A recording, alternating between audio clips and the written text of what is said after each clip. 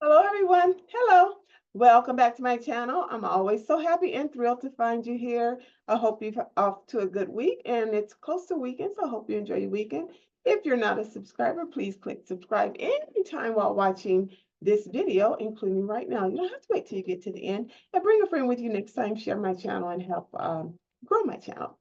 I am uploading a link to the recently interviewed Ray J on the Shannon Sharpe show. I think it was yesterday, and it's already gotten 1 million views. The entire interview is over 2 hours, and it's very interesting. Ray J is very encapsulating, I'd say. But I'm only wanting to do bits and pieces because there's just so much there. But in particular, both of the men's remarks about this P. Diddy situation is what this particular video will focus on. And to narrow down the time, because the interview is so long, it's from minute 235, 2 hours and 35 minutes, to minute 240, 2 hours and 40 minutes. Just that 5 minutes of Black power, I'd call it, men. And so Shannon asked Ray J about his views on the Diddy video. And Ray J was very composed, but very impactful in his response by saying, "We can't be cool after that." He shared that he and his, well, still his wife, but they're going through a divorce, and hopefully the divorce won't happen. He's even shared that in this interview. But his wife, mother of his two children, Princess Love, had parties that they attended at P. Diddy's or with P. Diddy and Cassie. And he said he never even had a clue. There was nothing even there that signaled that type of behavior. He went on to feverishly say there's no room for something like that. And I've never ever seen something like that in my life, on screen or off screen, except the Tina Turner movie, he said. He asked Shannon, and Shannon said, "I've never even been around anything. I mean, at least you've been in the room." And Ray J said, "Yeah, but there was no signal of that." I, I'm juxtaposing that to my first video when I saw that. And I was still very grappled by that, and still bothered everyone. I mean, many of us are still bothered by that. But the point I'm making is here are two Black men saying they've never seen that in their entire life. And they've never been even around that in their entire life. And the reason why it's so potently important to me is because it's just a fact of reality, particularly in America, because I'm an American. So this is my point of reference, that there is not an experiential reality as to how Blacks really live unless you're either one yourself or you've been around them. So if you've not been around us, there is an assumption that you've had by the media as to who we are. I've never seen anybody getting beaten like that. And so when you see that at that level, the messaging through media to others who are not us says that's how we all are. And this is nothing further than the truth. I've never in my life seen anything like that. So this is what I was referring to in my first video. It's an insult to the culture. It makes the culture look demonic. It makes the culture look dark. It makes the culture look dangerous. And that's, for some, cements the thought they think they had anyway as to who we really are. This is why it's so troubling to me, is what's in the basement of the person to believe that that's how we are. We're not. So that was bothersome. Here we have two rightfully top-notch men in their own genre of celebrity based on their field. One is sports, one is entertainment, acting and singing, Ray J. And they've never even seen anything like that in their life, going through these different journeys of life. They've never seen it. And here I am, an everyday person, and perhaps you are an everyday person, and we've never seen it. Now we know it exists, but it's not who we are as a people. Correct yourself. That's not, correct yourself. That is not who we are as a people. And I strongly denounce that view that's so thwarted as to who, it's nonsense. Get to know a person. And when you get to know a person, you get to know a people. And when you get to know a people, you get to know a culture. And when you get to know a culture, you get to know who they are and their episodal piece in that culture. I don't represent all of the culture. But I will not let the worst parts of what could impact us just slide by. No. Mm-mm. Mm-mm. Mm-mm. You can't do that.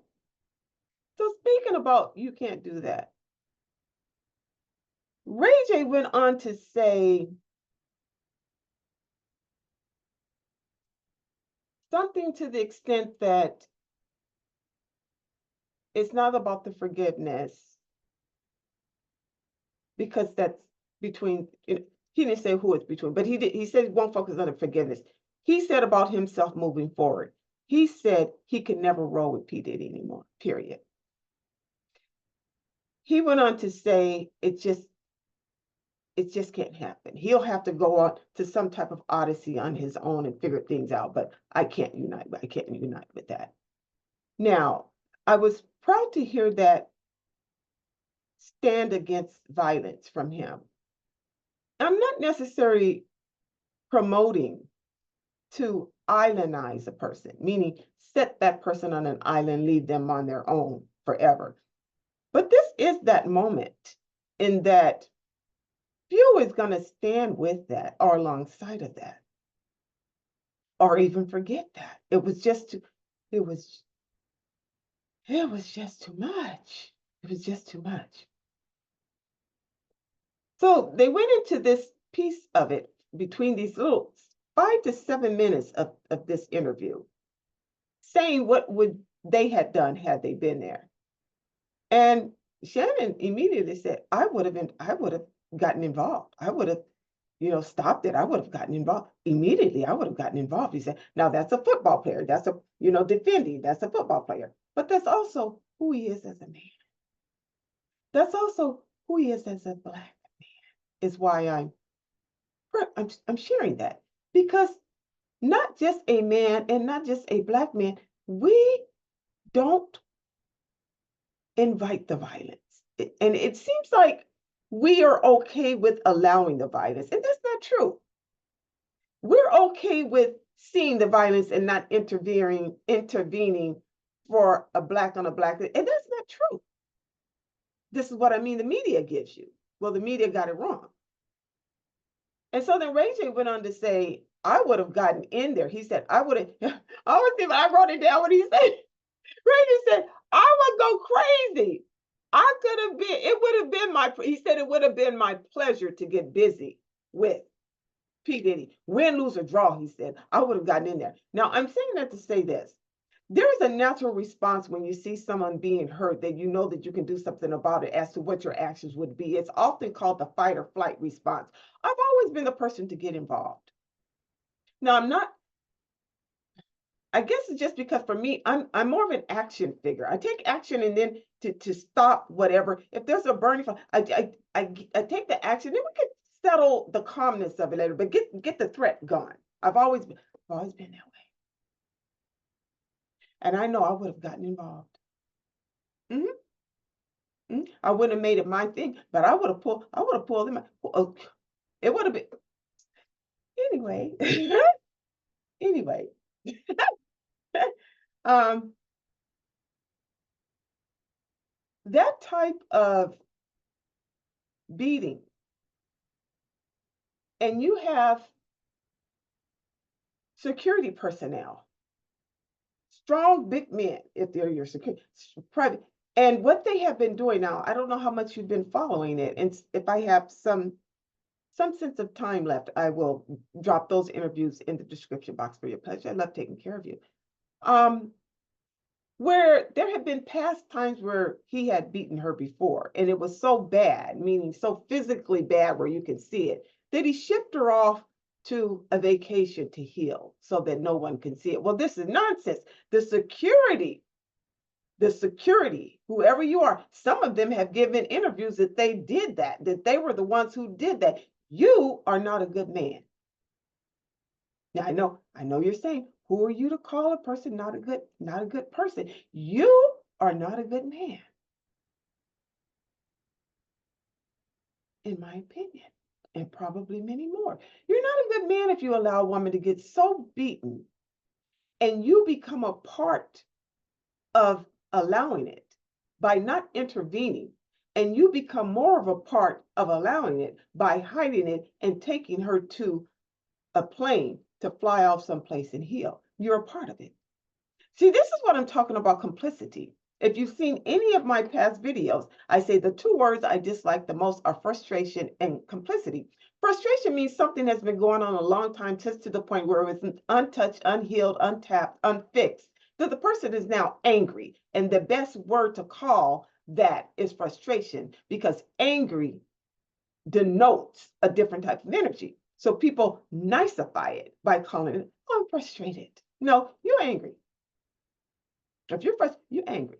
And then the second word that I dislike so much, and you've seen my past videos, is complicity. That means you have the power, authority, wherewithal, ability, and position to do something about something that needs to be something done about, but you didn't. So you are part of it.